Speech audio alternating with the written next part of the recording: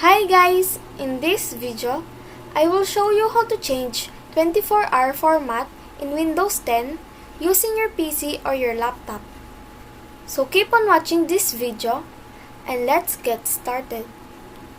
So right here on my desktop, I have here the time and date.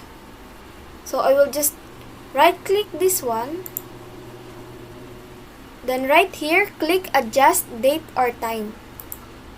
So you will go to settings, then right here is the date and time. Another way to go here, let's close this one, is to click the search icon, then type here settings,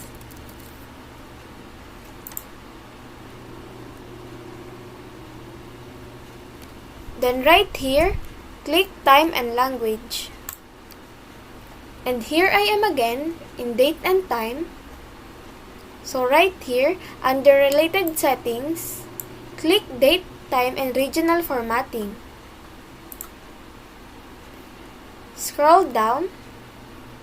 So you will see here change data formats. Click this one. So right here, just click the date under the short time. Then click this one.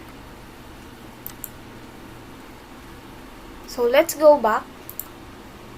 And as you can see here, it changed in 24-hour format.